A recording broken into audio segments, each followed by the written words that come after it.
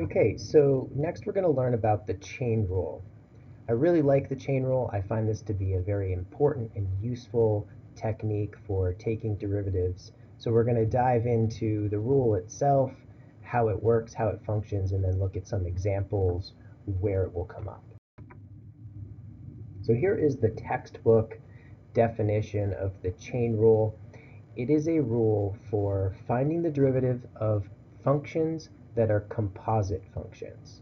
So you'll see the notation here on the screen, and a function h of x that is the composition of two other functions, f composed with g of x, or my preferred notation is to write it like this, f of g of x. So g is a function that's in the argument of f.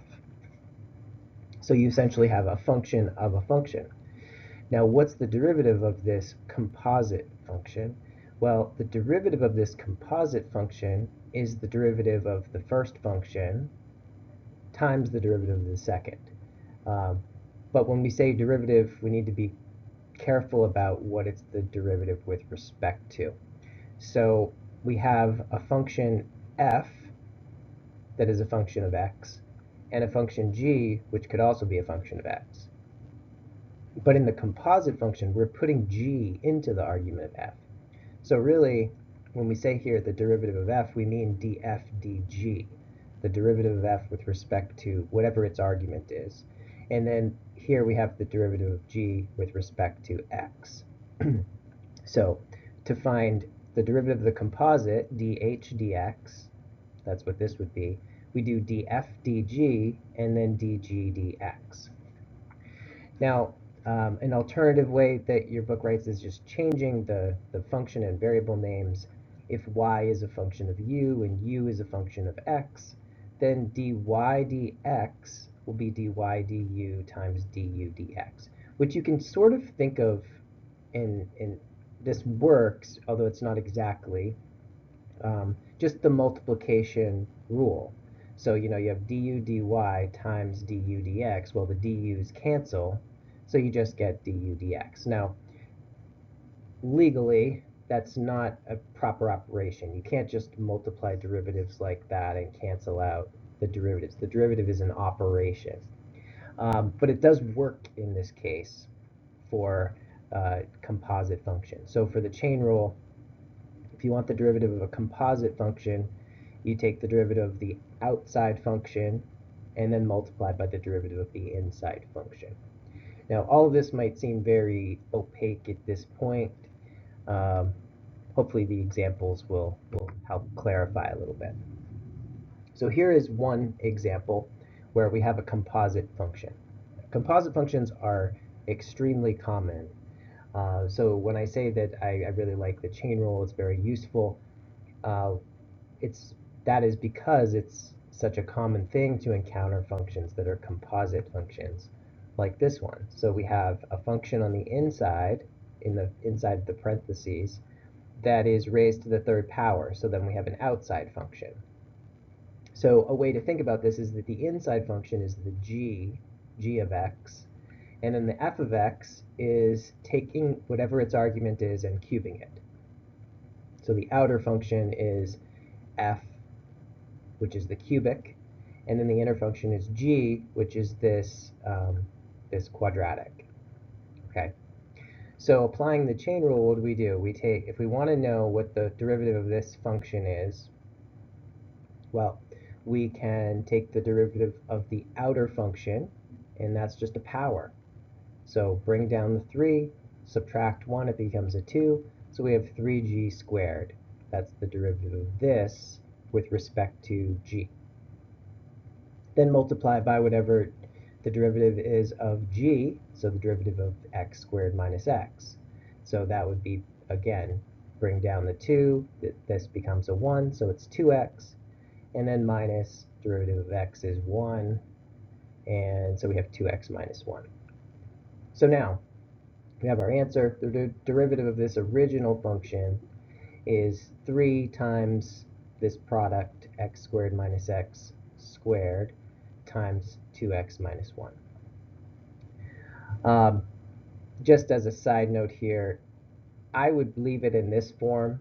If you do want to expand this out, you can. I've shown the algebra here to expand this out to its polynomial form. But I think this is fine to leave it here. It's compact notation.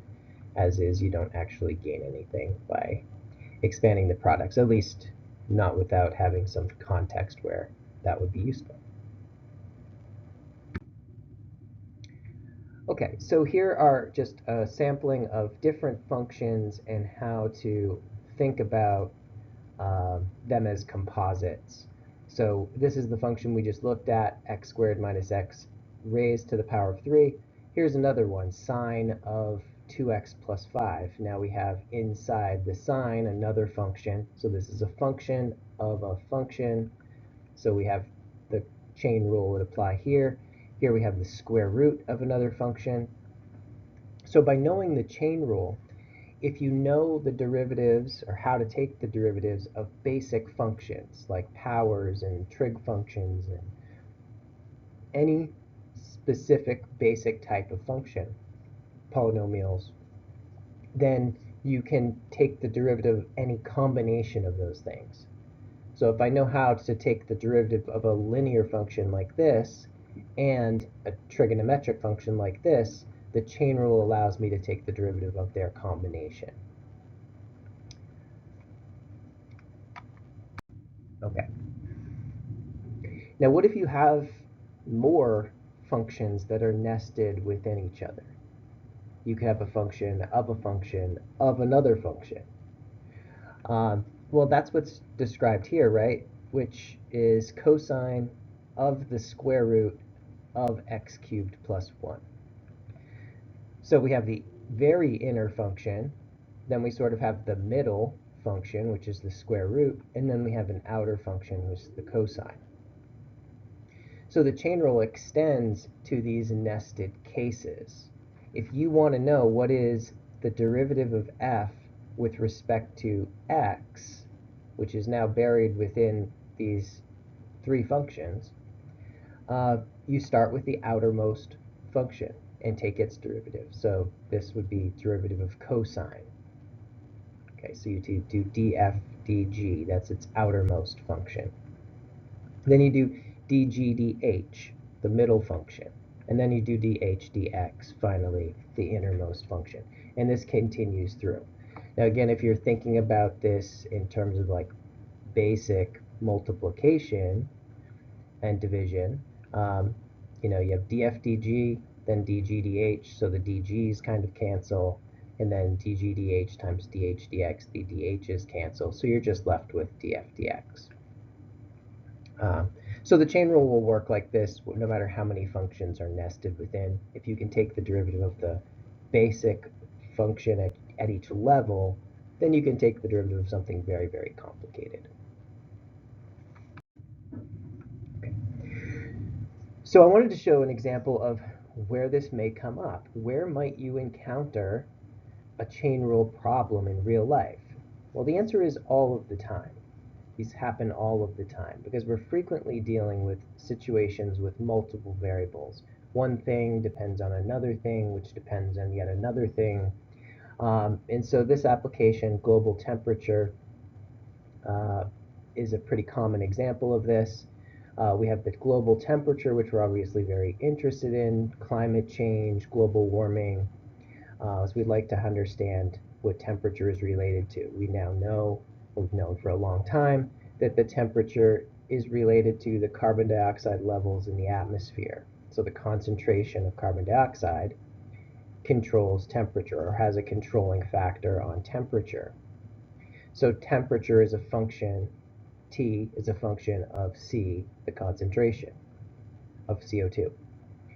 But then again, that CO2 concentration is increasing over time as we become more and more industrialized across the world, and we use more energy, we use more fossil fuels, that is, carbon dioxide levels are going to increase. So temperature is a function of carbon dioxide, which is a function of time. And so then temperature is ultimately a function of time. This is the temperature increase, the hockey stick plot that you might be familiar with. So if we're trying to understand the derivative of this, though the rate at which temperature is changing, we just need to know how is the temperature change, how does the temperature change in relation to carbon dioxide levels, and how is the carbon dioxide levels changing over time. And so we can put those two things together to tell us what the temperature change would be over time. Here's another one that comes up, and this is the last example for this video, in biology, where you're looking at relationships between body parts, in general, just any biological variables. There tend to be relationships between things like, for instance, your leg length and your arm length are connected. Your head size and your chest width might be connected. These types of relationships are called allometric relations, and they're typically power law relationships. Now, they could be just linear, one increases, the other increases in proportion, but they tend to be power law relationships, and that's kind of interesting because then their rates of change are not going to be quite this as what you think. So I want to just look quickly through this one example where this is a specific model for an ichthyosaur, which is an extinct marine reptile, where its skull is related to its backbone length. And this relationship is, with the numbers plugged in here, is specific to this ichthyosaur, but you could write down a relationship like this for any species. And these numbers would change a little bit, but it would be essentially the same model formula. So the skull is 1.162 times the backbone length raised to the power of 0.933. So I don't want to keep writing skull and backbone, so I'm going to call skull S and backbone B. And both of these variables are going to be functions of age, right? The age of the species is going to change what the skull size is, and the backbone length is. So this is S of X, and this is really B of X. So again, we have a nested function in here. This is composition of functions. This is an application of the chain rule. So we take the derivative of this to see how fast is the skull increasing with age, and then and then we'll have the same derivative over here, or do the same derivative over here with the backbone length, and there will be a relationship between the two. So let's take this derivative. We have the outer function, which is a power law, and I'm going to apply the power law rule, even though I haven't told you that this works in general. It does. This does not have to be an integer for the power law rule to work. So we bring down the power, subtract 1 from the power, and then we have to multiply by the derivative of the inner function, so we multiply by dB dx. So what's in sort of purple here is ds dB. So ds dx is ds dB times dB dx, right? The idea where these dBs cancel, and you're just left with the derivative of this function here. Okay, so this relationship we can look at and simplify by recognizing that this number, 1.162, times b to the power of 0.933, that was the skull size at a particular year. So if we separate that out, in other words, if we take this equation, this whole equation, and divide by s, then over on the left-hand side we'll have 1 over s times ds dx, and then on the right, the 1.162b to the 0.933 will cancel out because we're dividing by s, and s is equal to this. And the reason we do that is all we're left with is 1.162b to the minus 1. We've canceled out the 0.933 part. And b to the minus 1 is just 1 over b. So this is a trick, and it's a common trick you can use in power law relationships to compare relative rates of change. On the left, we now have the relative growth rate of the skull. So in other words, the change in skull with respect to age divided by the skull. And on the right, we have the, the change in backbone length with respect to age divided by the backbone length. Now, why we like to write it like this is the magnitude of skull size and backbone size are very different. So if you just look at their rates of change and not their relative rates of change, then you're not exactly comparing apples to apples. Like backbone length will always grow faster than skull length, right? Because the backbone is a bigger part of the body. But relatively speaking, that might not be true. And here what we see is the relative growth rate of the skull, which is this quantity, is 0.933 times the relative growth rate of the backbone. So this is less than 1, right? So this growth rate of the skull is smaller, relatively speaking, than the growth rate of the backbone, right? The relative growth rate of the skull is smaller than the relative growth rate of the backbone because this number is less than 1. And what we can conclude from this, or what we see from this relationship, is the common observation that the young tend to have bigger heads relative to their body than adults. As you get older, your skull growth rate, relatively speaking, is slower than the growth rate of other parts of your body or other physical dimensions. And so relative to the size of your body, your head gets smaller. So infants have big heads relative to small bodies, whereas adults tend to have smaller heads relative to bigger bodies. So this is a type of analysis that you might do, which gives us a really interesting conclusion based on the model, and we got there using the chain rule.